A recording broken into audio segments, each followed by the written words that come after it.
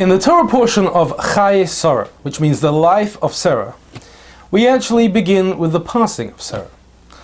And this immediately follows from the binding of Isaac.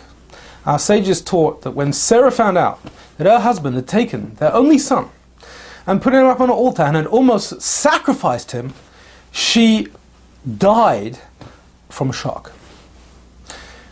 Now, how do we look at this? Was this a weakness on her part? Some have criticized Sarah of being overly emotional. And we can understand the surprise, we can understand the shock, but to the extent that it should kill her seems to imply some sort of weakness on her part. But Rabbi Kalonymus Kalman Shapira, who was the Rebbe of the Warsaw Ghetto, gave the following insight during the Holocaust in the Warsaw Ghetto, which is absolutely fascinating. He said that Sarah died on behalf of the Jewish people to teach us, and to teach God, to show God that we should not be given too much suffering. Now the Talmud says that suffering purifies us. In Tractate Brachot, page 5a, it says suffering purifies a person. But that has its limits. There's only so much suffering that a human being can endure before we simply die of shock. And therefore, says Rabbi Shapira, that Sarah died, it's not a weakness of her, it's, so to speak, a protest against God. She was saying, on behalf of the Jewish people, we understand that sometimes we suffer, and that's part of life, and there must be some deeper intent to it. But we can only take so much. It reaches the point where we simply expire from our suffering, and then, God, you have gone too far. You've given us too much suffering, more than we can cope, and there's no point to that. Chapter 23, verse 9, Abraham's buying a cave, a burial place for Sarah. This is the cave of Machpelah. And the Torah tells us that he paid full price. Makes a point of saying that he paid the full price. What is the point of this? Well, the Kabbalists explain that the idea of something coming free of charge, is rooted in the demonic forces. In the 50s and 60s, marketing experts discovered that if you put the word free on something, it just sells so much better. Free gift, $20 off, you get some sort of free bonus. The word free is so compelling, it makes our eyes swell and we get really interested. Why is that? Because free, says the Kabbalist, comes from the demonic forces. Therefore, Abraham, when he was attempting to buy this cave where the matriarchs, the patriarchs will be buried, something representative of Torah Judaism, he made sure to pay full price, because Kedusha, holiness, is the opposite of free, the idea that you can get something in this world without doing any effort. Chapter 24, we learn about the aging of Abraham and Sarah. And the Talmud says something very interesting. It says that until the time of Abraham, the hair didn't whiten in old age. When we read about these biblical figures living to almost 1,000 years, you can understand that there must have been some sort of physiological difference between these people and ourselves who don't live to that age. And one thing the Talmud's pointing out is that people didn't used to whiten. The aging process was obviously a lot slower. People didn't whiten at all. Abraham was the first person to have white hair, says the Talmud. What's the significance of that? Why white?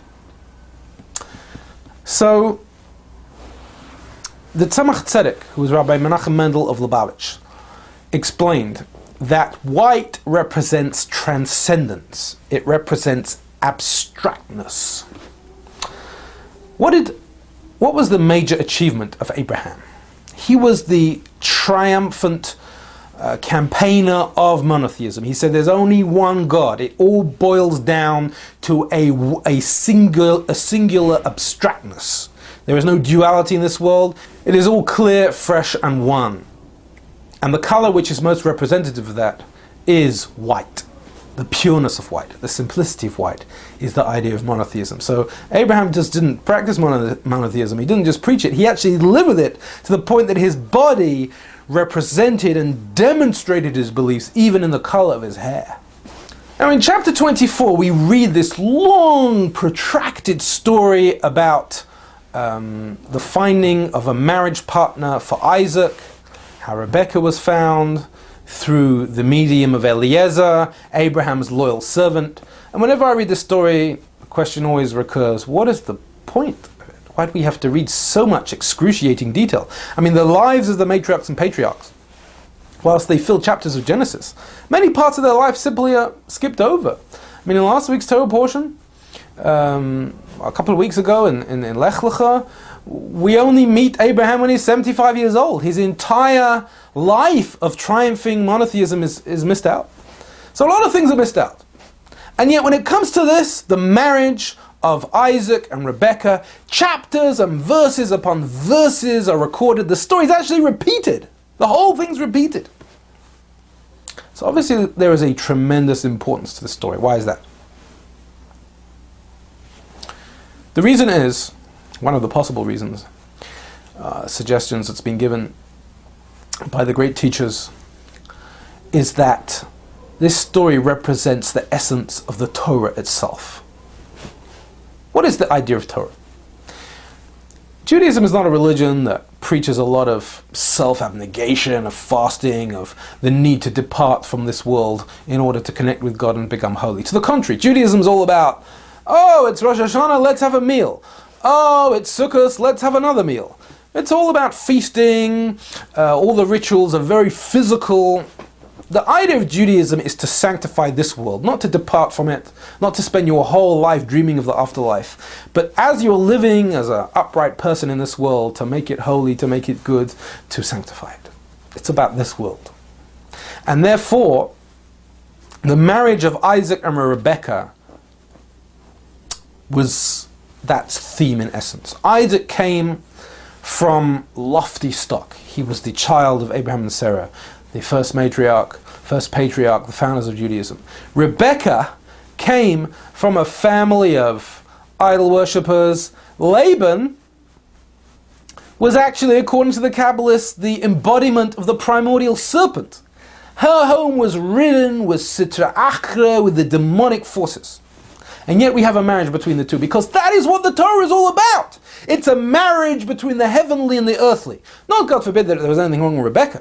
She was a fine, righteous person. But in terms of their background, it was a marriage of the transcendent, of the holy, with the demonic, with the lowly. And that is what Torah is about. It's not about departing from this difficult world which is filled with evil and transgressors. It's about sanctifying. It's about being here totally in the world and yet embracing spirituality. Or on a practical level, if you like, in terms of your daily life, it's about the marriage of intention and action. Action is a lowly activity. Intention is our consciousness, it's our highest faculty. And when we do a mitzvah, when we perform one of the precepts of the Torah, we marry the two, action and intention. A quick insight on chapter 24, verse 31. Eliezer, who's trying to make this marriage proposal, is finally told by Laban, "Come, you who are blessed by God." Rabbi Isaac Luria, 16th century Kabbalist, explained that this was a fundamental turning point in Eliezer's life. Abraham had been requested by Eliezer that he should be the marriage partner for Rebekah, and Abraham refused it. He said, "You're a cursed guy, and the cursed people don't marry the blessed people." When did this curse get lifted? So Rabbi Isaac Luria says it got lifted at this point when Laban said, "Come, you who are blessed by God." And then Eliezer became sanctified, and actually he became reincarnated in the soul of Chayei. Later on he will reappear in the Torah. Spiritual lesson for this week. Chayei Sarah, the life of Sarah, is ironically named because of, as I mentioned before, this is where we read about her passing. So what's the connection between the two? Very simple.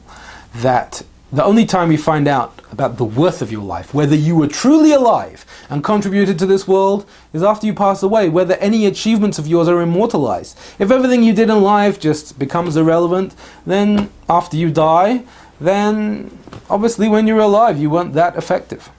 So perhaps this week is a good time to think about the question of our mortality, and ask yourself the question, what am I doing in my relationships, in my professional work, in my religious activities, which is going to immortalize me? What is going to be here in 100 years' time, changing people's lives, of value to people, when I'm no longer here to see it? So think about that. And join us again, please God, next week for Torah in 10.